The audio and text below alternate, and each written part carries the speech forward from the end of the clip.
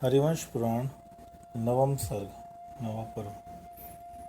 अथांतर इंद्र के द्वारा हाथों के अंगूठे में स्थापित अमृत को पीते तथा माता पिता के नेत्रों के लिए अमृत रूप आहार प्रदान करते हुए भगवान जिनेंद्र दिनों दिन बढ़ने लगे।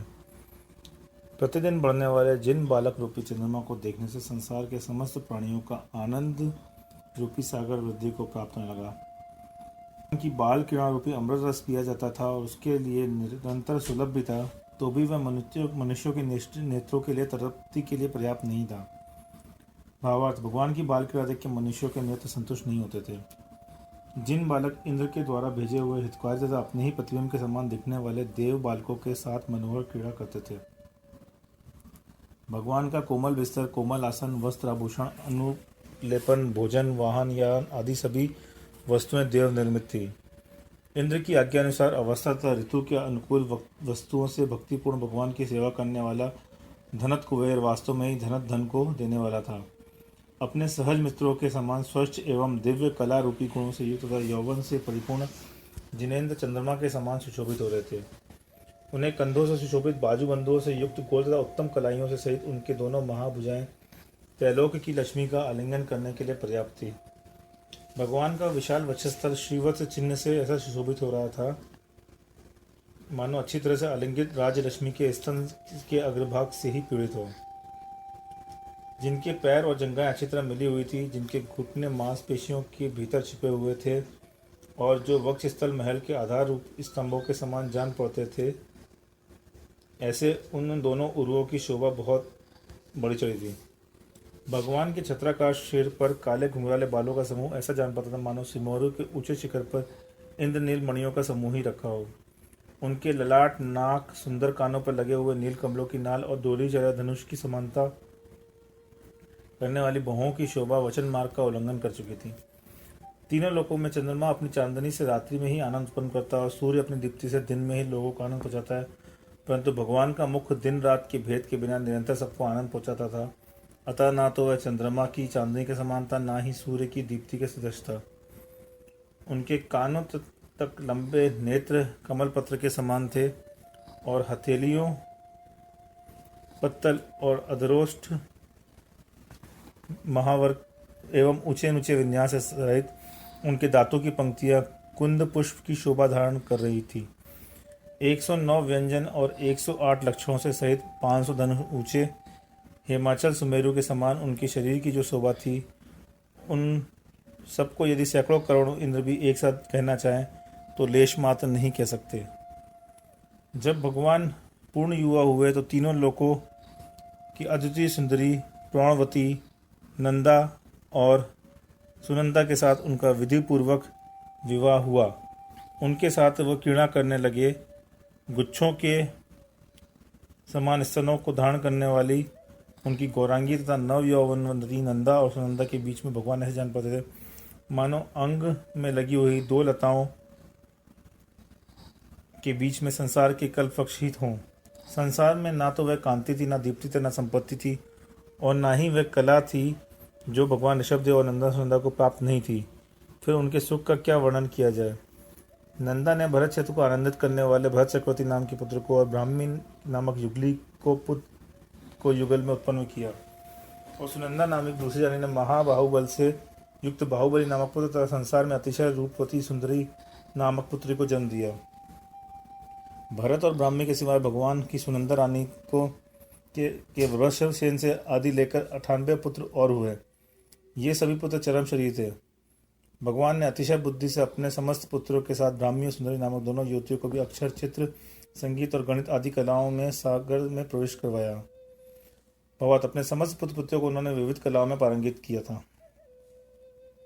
अतंतर किसी समय बहुत भारी व्यथा से युक्त समस्त प्रजा राजा नाभिराज से प्रेरित हो एक साथ भगवान ऋषभदेव और स्तुति पूर्वक प्रणाम करने लगी।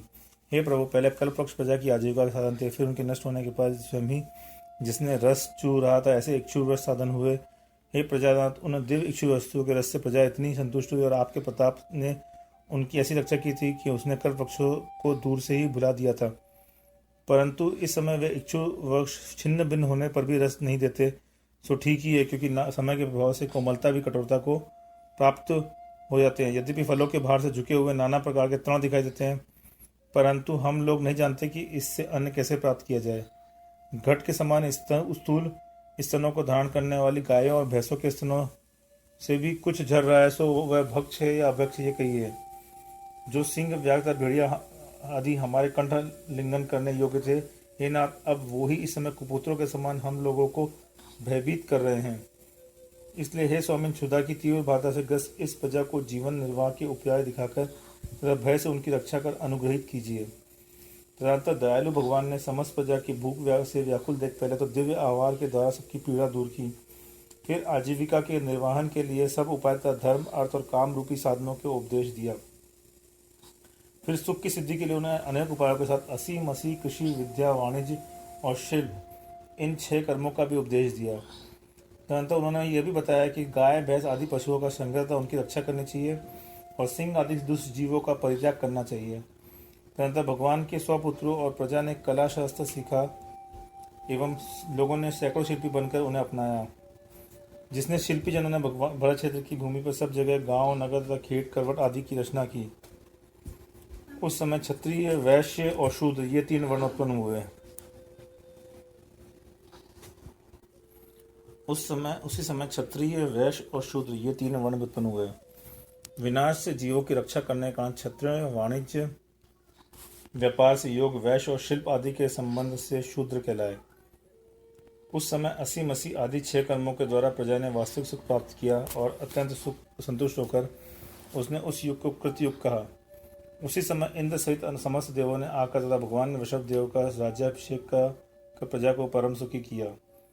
उस समय विनयी मनुष्य से व्याप्त अयोध्या विनीता और साकेता के नाम से प्रसिद्ध भगवान की जन्मपुरी अत्यधिक सुशोभित हो रही थी। जो इक्ष्वाकु क्षत्रियों में व्रत तथा जाति व्यवहार के जानने वाले थे, उन्हें लोक बंधु भगवान वृषभ देव ने यहाँ रक्षा के कार्य में नियुक्त किया था। जो कुरु देश के स्वामी थे, वे कुरु जिनका शासन उग्र कठोर था और वे उग्र और न्यायपूर्वक प्रजा का पालन करते थे, वे भोज कहलाए। इसके सिवाय प्रजा को हर्षित करने वाले अनेक राजा और भी बनाए गए थे। उस समय श्रेयांस सोमप्रभ आदि कुरुवंशी राजाओं से यह भूमि अत्यधिक सुशोभित हो रही थी। तदनंतर देवोपनीत दिव्य भोगों को भोगते भगवान ने जन्म से लेकर 83 लाख पूर्व व्यतीत हो गए थे। अतःतर किसी समय नृत्य करती हुई इंद्र की नीलांजना नामक नर्तकी को देख मति ज्ञान और उसके उपयोग से जानने से भगवान ऋषभ विरक्त हो गए। इस संसार में जो पदार्थ पहले राग के कारण थे, वही पदार्थ अब अंतरंग निमित्त के शांत हो जाने के पर शांति के कारण हो गए थे। जो विषय पहले बुद्धि में विभ्रम उत्पन्न करने वाले थे, वही विषय अब शांति के अनुकूल समय पर आने पर शांति के उत्पादक हो गए थे। जिनकी भोगाभिलाषा दूर हो चुकी थी तथा चिरकाल तक भोगों में आसक्त रहने के कारण जिनकी आत्मा स्वयं अपने आप से लज्जित हो रही थी, ऐसे भगवान ऋषभ अपने मन से विचार करने लगे, अहो संसार के जीवों की बड़ी विचित्रता देखो। इस संसार के जीव स्वयं कर्मों के अधीन है और दूसरे जीव उसकी अधीनता को प्राप्त हो रहे हैं। अभिनय के विविध अंगों से युक्त ये नर्तकी समीचीन भाव को दिखाती हुई हाव भाव तथा रसपूर्वक इस अभिप्राय से अधिक नृत्य कर रही है, मेरे नृत्य से भगवान प्रसन्न होंगे, उससे प्रसन्न होने पर इंद्र प्रसन्न होगा और इस इंद्र की प्रसन्नता से मैं अधिक सुखी हो सकूंगी। परंतु यह भ्रांतिवश ऐसा मान रही है, पराधीन प्राणी को जो शुभ भोग की इच्छा है उसे धिक्कार है, क्योंकि पराधीन मनुष्य का मन निरंतर आकुल रहता है और अपने मन स्वतंत्र मन को मानने वाला जो सुख है वह भी क्या सुख है, क्योंकि वह भी तो अपने कर्मों से स्वतंत्रता भोगों की तृष्णा से उसकी आत्मा व्याकुल रहती है। आत्माधीन मनुष्य का वह आत्मा के अधीन होने से अंतातीत है और कर्माधीन मनुष्य का सुख इंद्रिय विषयों के अधीन होने से अंतातीत नहीं है।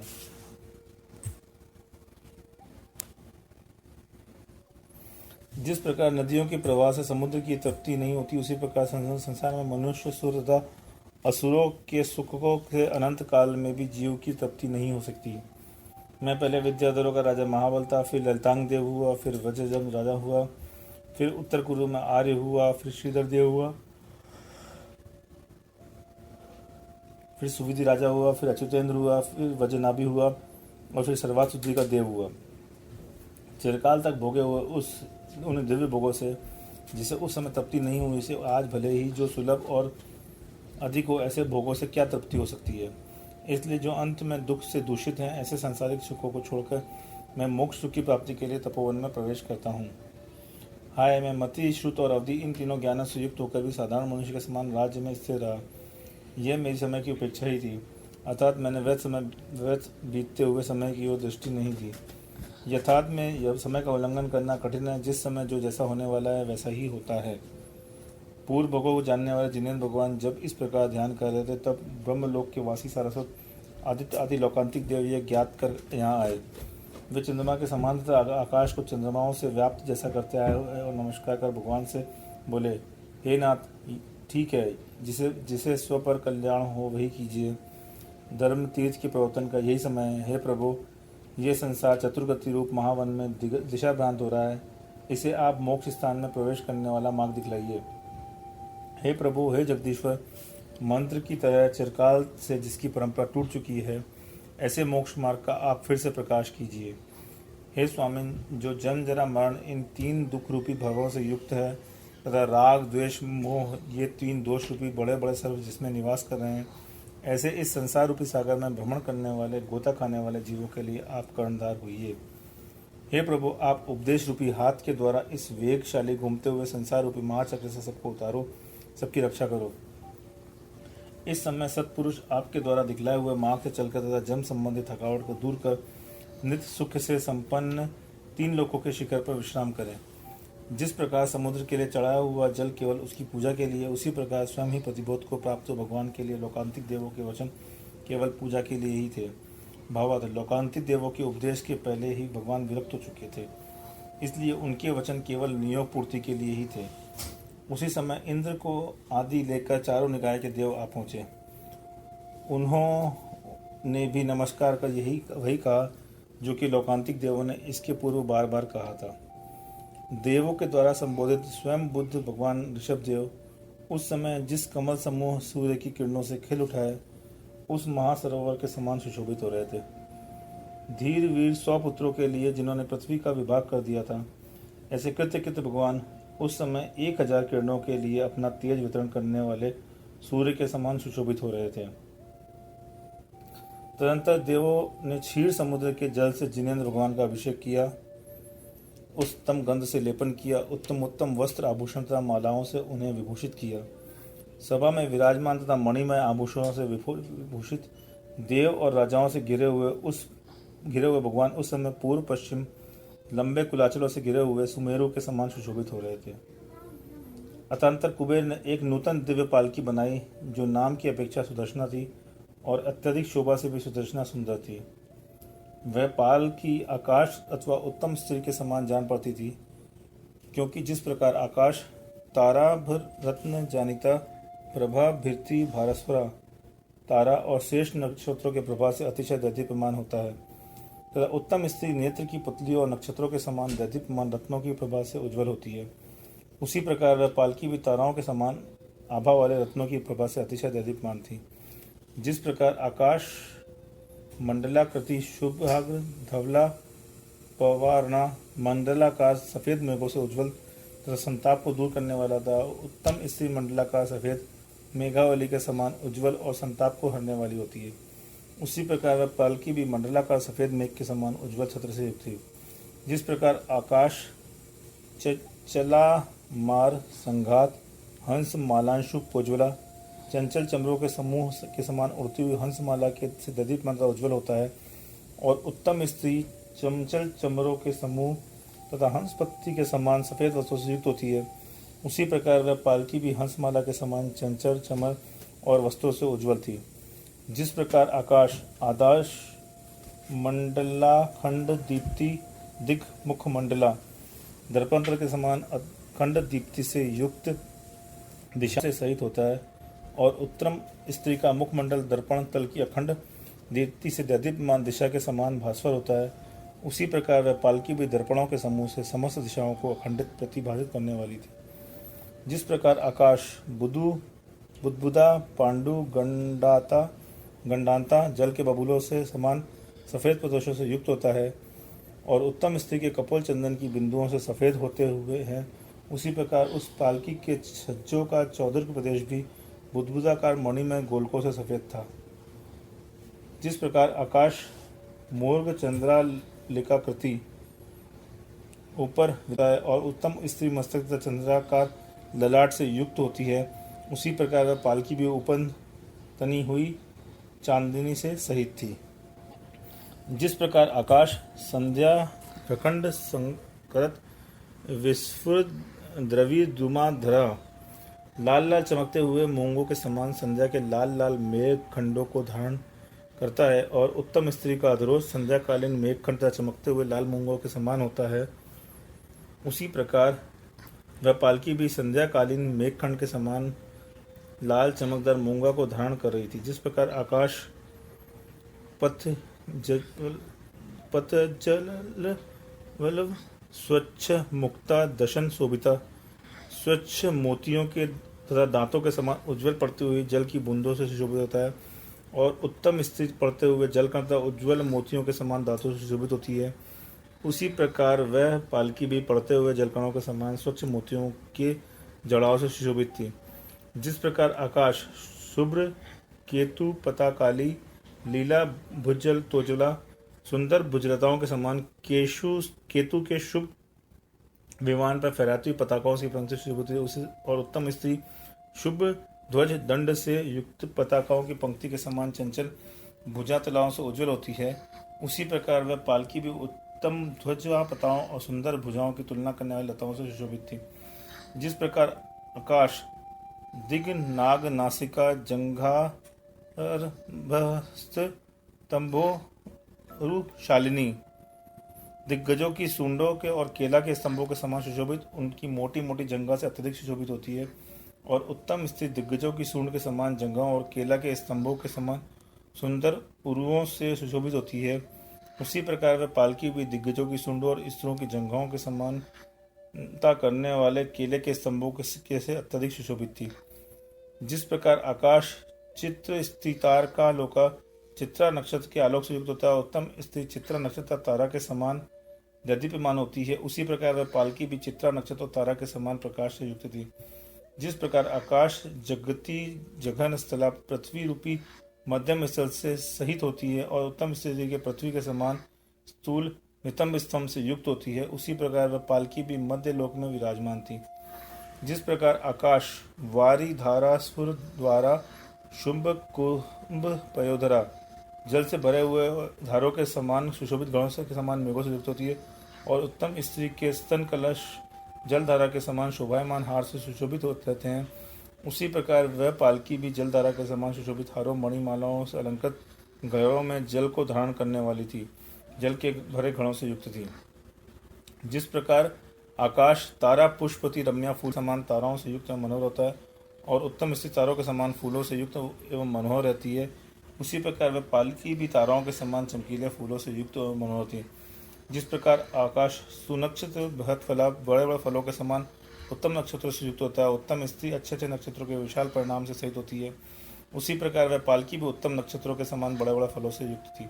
और जिस प्रकार आकाश सुनील घन केशों के समान अत्यंत नीले मेघों से युक्त होता है, और उत्तम स्त्री रंग काले एवं सघन केशों से युक्त होती है, उसी प्रकार वह पालकी भी सघन केशों के समान उत्तम नील मणियों से खचित थी। ऐसी वह सुदर्शना पालकी कुबेर ने इंद्र के लिए दिखलाई। अदंतर हर्ष से भरे हुए इंद्र ने पालकी पर सवार होने के लिए भगवान से प्रार्थना की। तब भगवान अपने माता पिता पुत्र तथा आश्रित परिजनों से पूछकर 32 कदम पृथ्वी पर पैदल ही चले। उस समय चमकदार छत्र लेकर इंद्र उनकी सेवा कर रहे थे। तदंतर लोगों ने हाथ जोड़ जोड़ के जयकार किए और जिन्हें नमस्कार किया, और माता पिता आदि गुरुजनों ने जिन्हें आशीर्वाद दिया था, ऐसे भगवान ऋषभदेव पालकी पर उस तरह आरूढ़ हुए जिस तरह की सूर्य उदयकालीन लक्ष्मी पर आरूढ़ होता है। उस पालकी को पृथ्वी से तो राजाओं ने उठाया, और बाद में तैयार खड़े हुए इंद्रों ने उसे आकाश में उछलकर इस प्रकार धारण किया जिस प्रकार प्रभु की आज्ञा को शिर से धारण करते हैं। तदंतर दिशाओं को मुखरित करने वाले शंख भेरी वासुरी वीणा और जोरदार शब्द करने वाले नगाड़े शब्द करने लगे। उस समय आकाश तो देवों की नाना प्रकार की चतुरंग सेनाओं से व्याप्त था, और नीचे पृथ्वी तल पर साथ चलने वाले अनेक राजा क्षत्रियों तथा उग्रवंशी भोजवंशी आदि राजाओं से व्याप्त था। ऊपर आकाश में नृत्य करने वाली अप्सराओं के श्रृंगार आदि 9 रस प्रकट हो रहे थे, और नीचे पृथ्वी तल पर भगवान के द्वारा छोड़े हुए माता पिता आदि शोक रस प्रकट हो रहा था। अनेक देवों से सेवित भगवान अशोक चंपा सप्तवर्ण आम और वृक्षों से व्याप्त सिद्धार्थ नगर नगर पहुंचे। सिद्धि अर्थात मोक्ष की इच्छा करने वाले भगवान महापालकी से उस प्रकार उतरे जिस प्रकार की वह पहले स्वर्ग लोक के शिखर पर स्थित सर्वासिद्धि विमान से उतरे थे। तदंतर भगवान ने प्रजा से कहा, हे प्रजा तुम लोग शोक छोड़ो, क्योंकि प्राणियों का अन्य वस्तुओं की बात जाने दो, अपने शरीर के लिए भी जो संयोग है वह वियोग के लिए ही है। भगवत, जब शरीर का भी वियोग हो जाता है तब अन्य वस्तुओं की तो बात ही क्या है। अतिशय चतुर भरत को मैंने आप लोगों की रक्षा में नियुक्त किया है। आप लोग निरंतर अपने धर्म को स्थिर करते उसकी सेवा करें, वह आपकी सेवा का पात्र है। भगवान ने के ऐसा कहने के बाद प्रजा ने उनकी पूजा की। प्रजा ने जिस स्थान पर भगवान की पूजा की वह स्थान आगे चलकर पूजा के कारण प्रयाग इस नाम को प्राप्त हुआ। प्रभु ने कुटुंब के लोगों तथा नमीभूत राजाओं से पूछकर अंतरंग बहिरंग दोनों प्रकार के परिग्रह का त्याग कर संयम धारण कर लिया। इंद्र ने पंच मुट्ठियों के द्वारा उखाड़े हुए भगवान के सिर के बालों को उठाकर पिटारे में रख लिया। इन्हें भगवान ने सिर पर धारण किया था, यह विचार कर बड़े आदर से उन्हें क्षीर समुद्र में छेड़ दिया। इस प्रकार दीक्षा कल्याणक होने पर समस्त सुर और असुर भगवान की पूजा कर यथा योग अपने अपने स्थानों पर चले गए। साथ ही चिंता से भरे हुए मनुष्य भी नम्र का नमस्कार कर यथा योग अपने अपने स्थानों पर चले गए। उस समय इक्ष्वाकु, कुरु, उग्र तथा भोज आदि वंश के 4000 बड़े बड़े मुख्य स्वामी भक्त राजाओं ने भी नग्न दीक्षा धारण करी। परीक्षाओं को सहन करने वाले महातपस्वी चार ज्ञान के धारक और पर्वत के समान निश्चल भगवान 6 मार्ग का कायोत्सव लेकर मौन से विराजमान हुए। साथ ही वे अन्य राजा भी जो परमात्मा को नहीं जानते थे, मात्र स्वामी की इच्छा अनुसार काम करना चाहते थे, निश्चल लोग कायोत्सव के स्थित हो गए। जब उनकी आत्मा भूख और प्यास से व्याकुल हो उठी तब वे विचार करने लगे कि हमारे नौकर पुरुष पुत्र अथवा अस्सी हमारे लिए भोजन लेके आजकल में आते ही होंगे। तदंतर कच्छ, महाकच्छ और मरीचि जिनमें अग्रसर थे, ऐसे वे कृत्रिम मुनि 6 माह के भीतर ही क्षुधा आदि कठिन पुरुषों से भ्रष्ट हो गए थे। भूख के कारण जिनके शरीर अत्यस्कश हो गए थे, ऐसे इन कृत्रिम मुनियों की अस्थिर दृष्टि घूमने लगी थी तथा ऐसी जान पड़ती थी मानो आगे होने वाले भ्रांति दृष्टि भ्रांत सिद्धांत का पूर्वाभ्यास ही कर रही है। कितने ही लोग ने अंधकार का समूह देखा, अर्थात उनकी आंखों के सामने अंधकार ही अंधकार छा गया। उनके नेत्र क्षुधा के कारण चंद्रमा के समान पांडु वर्ग हो गए थे और उन्हें अंधकार के बीच आकाश में से एक के बदले 100 चंद्रमा दिखाई देने लगे थे। कितने ही लोगों ने समस्त संसार का शब्द में सुना, अर्थात उनके कानों के सामने ही शब्द की सब सुनाई देने लगे थे, जिससे ऐसा जान पड़ता मानो वे शब्द रूप लक्षण से ही आकाश सहित आकाश है। इस वैशेषिक मत के छात्र का ही चिंतन कर रहे थे। कितने ही लोग जमीन पर गिरने लगे और उन्हें कुछ भी चेत नहीं रहा, जिससे ऐसा जान पड़ता था मैं आत्मा के जड़ स्वभाव करने के लिए उद्यत हुए, अर्थात जड़ स्वभाव है यह चार्वक का मत ही प्रचलित करना चाहते हूँ। कितने लोगों को चेत होश पर वे स्वच्छता पूर्वक रहने के कारण निरीह वृत्ति के कारण अपने आप की सांख्य मत सम्मत पुरुष जैसी स्थिति बतलाने लगे। जिनकी बुद्धि निरन्वय नष्ट हो गई थी और मूर्छा से दुखी हो रहे थे, ऐसे कितने लोगों ने आगे पीछे का कुछ भी स्मरण नहीं रहा। इससे ऐसा जान पड़ता वे बौद्धों के क्षण भंगवाद का ही अनुकरण कर रहे हो। इस प्रकार भूख प्यास आदि से जिनकी बुद्धि अत्यंत व्याकुल हो गई थी, ऐसे वे सब कायोसा छोड़कर धीरे धीरे भागने लगे। सो ठीक ही है, क्योंकि जब तक अपने शरीर की संतोषपूर्ण स्थिति रहती तभी मनुष्य स्वामी कुल, पुत्र और मर्यादा का अनुसरण करता है। वे राजा नग्न रूप में रहकर ही फल मूल आदि का भक्षण तथा जल का पीना तथा उसमें प्रवेश करना आदि कार्य से स्वेच्छा से करने के लिए उद्यत हुए। तो उसी समय आकाश में देवों ने यह सब प्रकट किया कि स्वयं ग्रह के विरोधी इस नग्न वेश से आप लोग ऐसी प्रवृत्ति न करें। तदंतर देवों ने उक्त सब सुनकर वे राजा बड़े लज्जित हुए और भयभीत होकर दिशाओं की ओर देखा। उन्होंने कुशा, चीवर तथा वल्कल आदि से नग्न वेश बदल लिया, अर्थात कुशा, चीवर एवं वृक्षों की छाल आदि धारण कर नग्न वेश छोड़ दिया। इसके बाद निश्चिंता से अधम कर उदर की पूर्ति के लिए जब वे स्वस्थ हुए तब कार्य का विचार कर परस्पर कहने लगे, सो ठीक ही है, क्योंकि चित्त के स्वस्थ होने पर बुद्धि उत्पन्न होती है, विचार शक्ति आती है। वे कहने लगे, भगवान ने समस्त भोगों को छोड़ दिया था, सो इसमें क्या अभिप्राय है, यह ज्ञात किया जाए। ऐहिक फल के लिए तो यह इनकी अतिशय कठिन चेष्टा नहीं हो सकती, क्योंकि इन्होंने संपत्तियों को विपत्तियों के समान देखा है, रति और अरति को नष्ट कर विषयों को विष के समान समझा है और वस्त्राभूषण को दुख के समान छोड़ दिया है। शीर के बालों को शत्रुओं की तरह अपने हाथ से जड़ से उखाड़ दिया और आहार पानी का परित्याग कर दिया। इसलिए शरीर को भी छोड़ा हुआ समझना चाहिए। इससे जान पड़ता है कि इन्हें कोई परलौकिक फल ही अभिप्रेक्षित होगा, जबकि भगवान नैष्टिक व्रत लेकर इस प्रकार विराजमान है, कुछ बोलते चलते नहीं। इस स्थिति में हमें क्या करना चाहिए, इस एक बात को हम लोग इस समय बिल्कुल नहीं जानते। हम लोग इसके साथ अपने अपने देशों से निकल आए हैं, इसलिए अब लौट कर जाना तो हमारी शोभा को नहीं बढ़ाता, साथ ही लौट कर जाना अनेक बाधाओं कष्टों से भरा है। यदि हम भगवान की चर्या का आचरण करने में समर्थ नहीं है तो क्या वनवासी पने की सदस्यता से हम इनका अनुसरण नहीं कर सकते। भगवान, यदि हमसे इनके समान कुछ तपश्चर्या नहीं बनती तो इनके समान वन में तो रह सकते हैं। आपस में ऐसा निश्चय कर वे भ्रष्ट राजा पके पत्र और फलों को खाते हुए जटा और वृक्षों की छाल धारण कर वनवासी तापस बन गए। उनमें से मारीची कुमार नाम का जो भगवान का पोता था, प्यास से उसका शरीर संतप्त हो रहा था। उसने भ्रांतिवश मरुस्थल को ही की मरीचिका को ही जल समझा लिया था और उसमें लौटने लगा। जिस प्रकार जल में प्रवेश करने के लिए संत हाथी को शांति शरीर की शांति पहुंचाता है, उसी प्रकार कोमल मिट्टी ने उसके शरीर को कुछ शांति पहुंचाई। मारीची बड़ा मान कशाई था, इसलिए उसने अपने परिवार व्रजों को व्रत का पोषण करने वाले गेरुआ वेश स्वीकार कर लिया। वह एक दंड अपने साथ रखता था, स्नान आदि से अपने को पवित्र मानता था और सिर मुड़ाए रखता था। इधर जो भोगों की याचना से अतिशय दुखी थी, भोगों के अभाव के कारण उद्विग्न थे तथा दुखमय स्थिति में रहते थे, ऐसे नमी और विनिमी दोनों राजपुत्र भगवान के चरणों में आग लगे। उसी समय जिनका आसन कंपायमान हुआ, ऐसा धरने अवधि ज्ञान से यह समाचार जान जिनेन्द्र की भक्ति पूर्वक वहां आया था, सो ठीक ही है, क्योंकि मौन सब कार्यों को सिद्ध करने वाला है, देव रूप को धारण करने वाला है। उस धरने ने उन दोनों भाइयों को अपने भाइयों के समान विश्वास दिलाकर महाविद्या प्रदान करी, सो ठीक है, क्योंकि विद्या की प्राप्ति गुरु से होती है और विद्याधरों का निवास भूत विजयात नाम का पर्वत है, वह भी उन दोनों ने धरने से प्राप्त किया, सो ठीक है, क्योंकि गुरु सेवा से क्या नहीं होता। उनमें नमी दक्षिण श्रेणी के 50 नगरों का स्वामी हुआ और विनामी उत्तम श्रेणी के 60 नगरों का अधिपति हुआ। नमी अपने बंधुजनों के साथ रथुनपुर नामक शेष नगर में निवास करने का, विनामी वादक करने वाले नाम कबिस्थली नामक में रहने लगा। विद्याधर लोग उन धीर वीर राजाओं को पार कर अपने आप को संसार के ऊपर मानने लगे थे। अर्थात यदि भी धीर वीर भगवान परिचय रूपी अग्नि को बुझाए हुए प्रशस्त ज्ञान रूपी सागर में प्रवेश कर प्रतिमा योग से विराजमान थे, 6 माह से प्रतिमा योग धारण करने पर भी आहार के बिना उन्हें कुछ भी आकुलता नहीं थी, तो भी मोक्ष प्राप्त करने के लिए कर्म रूपी शत्रु को जीतने के लिए करने वाले जो अन्य मनुष्य वर्तमान में हैं और आगे होंगे, आहार के अभाव में उनकी शक्ति क्षीण हो जाएगी। ऐसा मानकर वे विचार करने लगे कि क्षमा आदि लक्षणों से युक्त धर्म पुरुषार्थ धर्म अर्थ काम और मोक्ष, इन चारों धर्मों पुरुषार्थों में मनुष्य वही मोक्ष काम और अर्थ का साधन है। धर्म का साधन शरीर और शरीर के प्राणों का आधार होने से प्राणों पर निर्भर है। प्राणी प्राणों से अधिष्ठित रहता है, प्राणों के द्वारा जीवित और प्राण अन्न से अधिष्ठित रहता है, अन्न से ही प्राण सुरक्षित रहते हैं। इसलिए परंपरा से भी अन्न भी धर्म का साधन है। अल्प शक्ति के धारक मनुष्यों की स्थिति प्रधान पुरुषार्थ धर्म में ही बनी रहे, इसमें अन्न का भी कारण है। अतः इस भरत क्षेत्र में शासन की स्थिरता के लिए मैं आहार के इच्छुक मनुष्यों को निर्दोष आहार ग्रहण करने की विधि दिखलाता हूँ।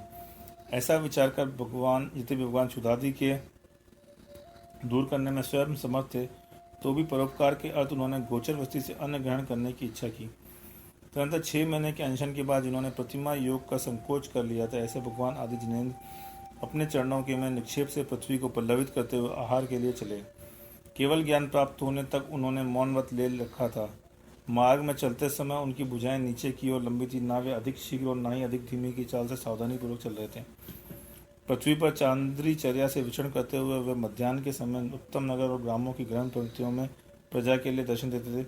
जिस प्रकार नूतन उगे हुए चंद्रमा को देखती हुई प्रजा संतुष्ट नहीं होती, उसी प्रकार उस तरह भ्रमण करते हुए सौम्य शरीर के धारक भगवान को ऊपर की ओर मुख उठाकर देखती हुई प्रजा संतुष्ट नहीं होती थी। भगवान को देख अनेक लोग ऐसी तरह करते थे कि क्या यह राहु के द्वारा घसे जाने के भय से नक्षत्र और सूर्यमंडल को छोड़कर चंद्रमा ही पृथ्वी तल पर आ गया है, अथवा क्या पहाड़ महल और वृक्षों की छाया रूपी अंधकार को दूर करने के लिए ये सूर्य ही पृथ्वी पर अवतीर्ण हुआ है। अहो ये भगवान कांति के परम स्थान है, दीप्ति के अद्वितीय धाम है। अहो ये उत्तम शील के मानव पर्वत है। अहो ये गुणों के महासागर है। ये सुंदर रूप की परम सीमा है। ये लावण की उत्कृष्ट भूमि है, माधुर्य की परम अवस्था है और धैर्य की उत्कृष्ट रीति है। हे अरे भवजनों, आओ आओ नेत्रों को सफल करो। देखो नग्न दिगंबर होने पर भी इनकी कैसी परम सुंदरता है। इस प्रकार आपस में वार्तालाप करते तथा बहुत भीड़ के साथ इकट्ठे हुए नर नारी आश्चर्य से व्याकुल हो भगवान के दर्शन कर रहे थे। उस समय कोई चित्र विचित्र वस्त्र, कोई तरह तरह के आभूषणों को उत्तम गंध तथा मालाएं भगवान के आगे समर्पित करते थे। कितने ही अज्ञानी लोग तत्काल सजाए हुए घोड़े, ऊंचे ऊंचे हाथी, रथ तथा अन्य वाहनों उनके आगे रखते थे। लोगों ने कभी किसी को आहार देते हुए न देखा था, न सुना था और न ही भगवान के अभिप्राय को ही जानते थे, इसलिए किसी को आहार देने का विकल्प नहीं उठा। जिस प्रकार लोगों को जागृत करने के लिए उगे हुए सूर्य का जगत में भ्रमण करना उसका खेत का काम नहीं है, उसी प्रकार लोगों को प्रतिबुद्ध करने के लिए तत्पर जिनेन्द्र भगवान का जगत में जहाँ तहाँ भ्रमण करना उनके खेत का कारण नहीं था। जिस प्रकार जिनकी बुद्धि में रंच मात्र भी विषाद नहीं था, ऐसे भगवान प्रजा के द्वारा पूजित होते हुए लगातार 6 माह तक आगम के अनुसार क्रम से पृथ्वी पर विहार करते रहे। तदनंतर विहार करते करते भगवान हस्तिनापुर नगर पहुँचे। वह नगर जिसमें सदा दान मद चूता रहता था और मानो इस प्रकार बात की सूचना दे रहे थे कि यहाँ ध्यान की प्रवृत्ति होगी, ऐसे हाथियों से सहित था। उस नगर के राजा सोमप्रभ और श्रेयांश थे। उन दोनों भाइयों ने उसी रात में चंद्रमा, इंद्र की ध्वजा, मेरु पर्वत, बिजली, कल्प वृक्ष, रत्नद्वीप, विमान और पुरुषोत्तम भगवान ऋषभ देव ये 8 स्वप्न देखे थे। प्रातःकाल दोनों भाई सभा में बैठे और आश्चर्य से चकित होकर विद्वत समूह के साथ इन्हीं उत्तम सपनों के फलों की चर्चा करने लगे।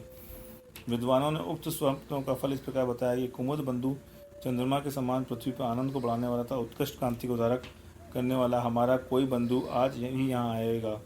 वह उत्तम यश रूपी ध्वजा का धारक होगा, संसार में समस्त कल्याणों का पर्वत होगा, जगत के मनोरथ को पूर्ण करने के लिए कल्पवृक्ष रूप होगा, बिजली के समान क्षण भर ही अपना शरीर दिखलाने वाला होगा, धर्म रूपी रत्नों का महाद्वीप होगा और वैमानिक जगत स्वर्ग लोक से च्युत हुआ होगा। भगवान ऋषभ देव ने जिस प्रकार स्वर्ग में दर्शन दिया है, क्या आज वे स्वयं ही दर्शन देंगे, स्वयं यहाँ पधारेंगे।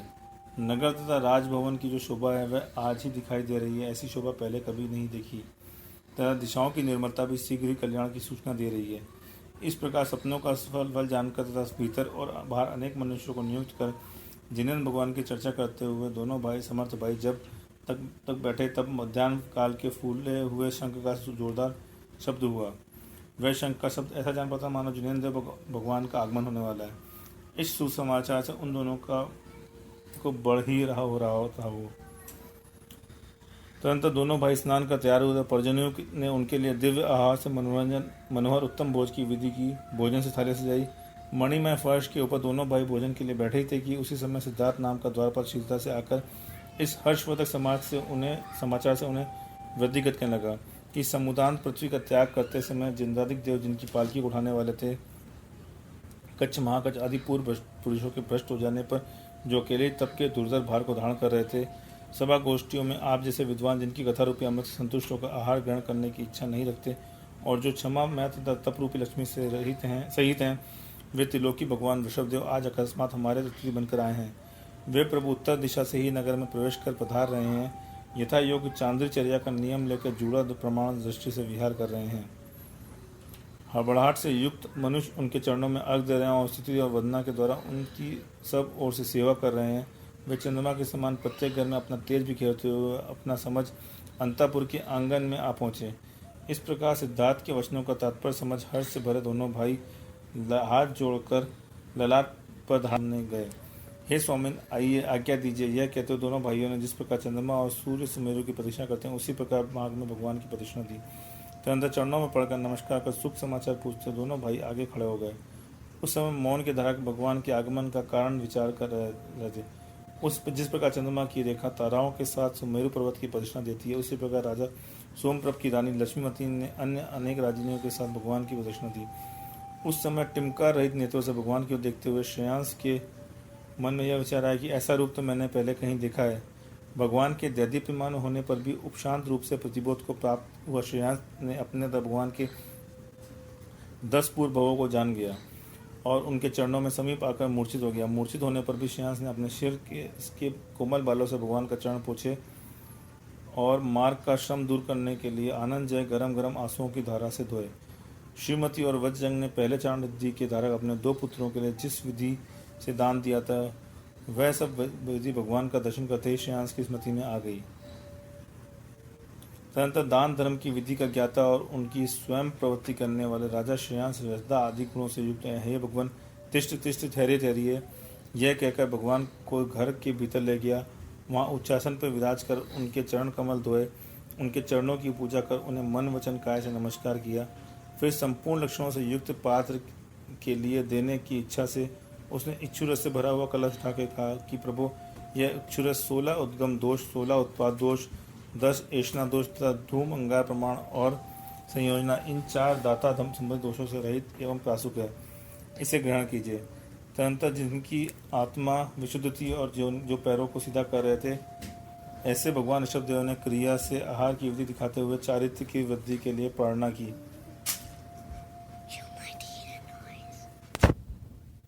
राजा श्रेयांस ने कल्याणकारी श्री जिनेन्द्र द्रुपी प्राप्त किए, इसलिए 5 प्रकार की आश्चर्यजनक विशुद्धियों से पंचाचार प्रकट हुए। अहो दान, अहो दान, अहो पात्र, अहो दान देने की पद्धति, धन्य धन्य, इस प्रकार आकाश में देवों के शब्द हुए। आकाश में मेघों के समान शब्द करने वाले देव दुंदुभी बजने लगे। वे दुंदुभी तीनों जगत में मानो इस नाम की घोषणा कर रहे थे कि दान रूपी तीर्थ को चलाने वाले की उत्पत्ति हो चुकी है। राजा श्रेयांस के दान से उत्पन्न यश की राशि से पूर्ण दिशा रूपी स्त्रियों के मुख से प्रकट हुए स्वाचोस्वाच के समान सुगंधित वायु बहने लगी। उस समय आकाश में ना समा सकने वाले मानो कारण ही मानो सुमन पुष्पों की वर्षा होने लगी थी, और वह ऐसी जान पड़ती मानो राजा श्रेयांस की सुमन वृत्ति पवित्र मन का व्यापार ही भीतर न समा सकने के कारण शरीर से बाहर निकल रहा हो। राजा श्रेयांस ने पात्र के लिए जो इच्छुरस की धारा दी थी, उसके साथ ईर्ष्या होने के कारण ही मानो आकाश से देवकृत रत्नों की धारा नीचे बहने लगी। पूजा होने के बाद जब धर्म तीर्थ का भगवान ऋषभ देव तप की वृद्धि के लिए वन को चले गए, तब देवों ने अभिषेक पूर्वक दान तीर्थ कर राजा श्रेयांस की पूजा की। देवों से समीचीन दान और उसके फल की घोषणा सुन भरत आदि राजाओं ने भी आकर राजा श्रेयांस की पूजा की। इतिहास: पूर्व घटना का स्मरण कर राजा श्रेयांस ने जो दान रूपी धर्म की विधि चलाई थी, उसे दान का प्रत्यक्ष फल देखने वाले भरत आदि राजाओं ने बड़ी श्रद्धा के साथ श्रवण किया। राजा श्रेयांस ने बताया कि दान संबंधी पुण्य का संग्रह करने के लिए अतिथि को पड़गाहन, उच्च स्थान पर बैठाना, पाद प्रक्षालन करना, दाता द्वारा अतिथि की पूजा होना, नमस्कार करना, मन शुद्धि, वचन शुद्धि, काय शुद्धि और आहार शुद्धि बोलना, ये 9 प्रकार के जानने के योग्य हैं। दान का फल बताते हुए राजा श्रेयांस ने कहा कि इस तरह दान देने से जो पुण्य संचित होता है, वह दाता के लिए पहले स्वर्गाधिक रूप फल देकर अंत में मोक्ष रूपी फल देता है। इस प्रकार यथार्थ बात को सुनकर जिनके चित्त दान रूपी धर्म के लिए उद्धत रहते, ऐसे भरत आदि राजा जैसे आए थे वैसे चले गए। 4 ज्ञान रूपी 4 मुखों को धारण करने वाले भगवान ऋषभ देव ने स्वयं मोक्ष तत्व का यथार्थ ज्ञान प्राप्त करने के लिए 1000 वर्ष तक नाना प्रकार का तप किया। लंबी लंबी जटाओं के भार से सुशोभित आदि जिनेन्द्र उस समय जिनकी शाखाओं के से पाए लटक रहे थे, ऐसे वट वृक्ष के समान सुशोभित हो रहे थे। पतांतर किसी समय विहार करते हुए भगवान पूर्वा तालपुर नामक उस नगर में पहुंचे, जहाँ भरत का छोटा भाई राजा वज्रसेन रहता था। वहाँ वे शकटासस नामक उद्यान में बड़ी तत्परता के साथ ध्यान धारण कर वट वृक्ष के नीचे एक शिला पर पर्याकर्षण से विराजमान हो गए। उस समय उन्होंने शुक्ल ध्यान रूपी तलवार की धार से इंद्रियों के समूह को अपने वश कर लिया था। उन्होंने छपक श्रेणी रूपी रणभूमि में प्रवेश कर महामोह रूपी हाथी पर सवार होकर क्षण भर में मोह रूपी राजा को नीचे गिरा दिया था, और इसके बाद ही एक साथ ज्ञानावर्ण, दर्शनावर्ण और अंतराय इन शत्रुओं को भी नष्ट कर दिया था। इस तरह 4 घातिया कर्मों के क्षय से उन्होंने समस्त द्रव्य पर्याय लोक आलोक को दिखाने वाला केवल ज्ञान प्राप्त हुआ। पूर्व की भांति इंद्रों सहित द्वारा 4 निकायों के देवों ने आकर जिनेन्द्र देव को नमस्कार किया। उस समय समस्त देव भगवान ने कर्म शत्रुओं पर जो विजय प्राप्त की थी, उसका गुणगान कर रहे थे। तदनंतर तक्षण में उत्पन्न हुए 8 प्रातःदेव और 34 अतिशयों से सहित भगवान अत्यधिक सुशोभित होने लगे। उसी समय भरत को पुत्र की उत्पत्ति हुई, चक्रधर की प्राप्ति और भगवान को केवल ज्ञान का लाभ, ये 3 समाचार एक साथ मिले। इस भाग्यवृद्धि से प्रसन्न होता हुआ भरत सर्वप्रथम भगवान की वंदना के लिए चला। कुरुवंशी तथा भोजवंशी आदि राजाओं के साथ चतुरंग सेना से आवृत भरत ने जाकर अरहंत संबंधी विभूति से युक्त भगवान की पूजा की, उन्हें प्रणाम किया। उसी समय अनेक राजाओं के साथ राजा वृषभसेन भगवान के पास गया और संयम धारण कर उनका प्रथम गर्दर हो गया। लक्ष्मीवती के पुत्र जयकुमार तथा उनके छोटे भाई को राजकार्य में नियुक्त कर राजा श्रेयांस और सोमप्रभ ने भी दीक्षा धारण की। धैर्य से युक्त ब्राह्मी और सुंदरी नामक दोनों कुमारियों अनेक स्त्रियों के साथ दीक्षा ले आरिकाओं की स्वामिनी बन गई। वृषभ जिनेन्द्र के अरहत संबंधी वैभव को देख के अन्य लोग भी उस समय यथा योग्य सम्यक दर्शन श्रावकों के व्रत से युक्त हो गए थे। उस समय राग रहित स्त्री पुरुष पद्मराग मणियों के समान अपने लाल लाल हाथों से इंद्रनील मणि के समान काले काले केशों को स्वयं उखाड़ते हुए अत्यंत सुशोभित हो रहे थे। उस समय दीक्षा लेने वाले धैर्यशाली मनुष्यों का जिस प्रकार कोमल चिकनियों और सघन बालों में स्नेह नहीं था, उसी प्रकार अपने शरीर में भी उनका स्नेह नहीं था। तदनंतर 12 योजन विस्तार वाले संवत्सरण की रचना हुई। उसमें चतुर्विंग संघ और 4 निकायों के देव यथास्थान आसीन हुए। उस संवत्सरण में महाप्रभ के संपन्न उत्पत्ति चक्र आदि शासन देवता धर्म चक्र को धारण भगवान ऋषभ देव को निरंतर नमस्कार करते रहते थे। समो चरण की 12 सभाएं थी, उनमें भगवान की दाहिनी ओर से लेकर मुनि कल्पवासिनी देवियाँ, आरिकाएँ, ज्योतिष देवों की देवियाँ, व्यंतर देवों की देवियाँ, भवनवासी देवों की देवियाँ, भवनवासी देव, व्यंतर देव, ज्योतिषी देव, कल्पवासी देव, मनुष्य और त्रियंज, ये 12 गण पृथक पृथक अपने विस्तृत स्थानों पर बैठे थे। अतंतर जब 3 लोक के जीव भगवान का दिव्य उपदेश सुनने की इच्छा से शांतिपूर्वक बैठ गए थे, तब प्रथम गर्दन ने समस्त पदार्थों को प्रकाशित करने वाले जिनेन्द्र रूपी सूर्य से प्रश्न किया और उन्होंने नाना प्रकार के वेदों में परिवर्तित होने वाली उन ओठों के प्रस्पंदन से रहित अपने दिव्य ध्वनि रूप रश्मि के द्वारा मोह रूपी अंधकार को नष्ट किया। इस प्रकार अरिष्ट नेमी पुराण में संग्रह से सहित जिन सेनाचार्य रचित हरिवंश पुराण में श्री ऋषभ नाथ भगवान की केवल ज्ञान की उत्पत्ति का वर्णन करने वाला नवा पर्व समाप्त हुआ।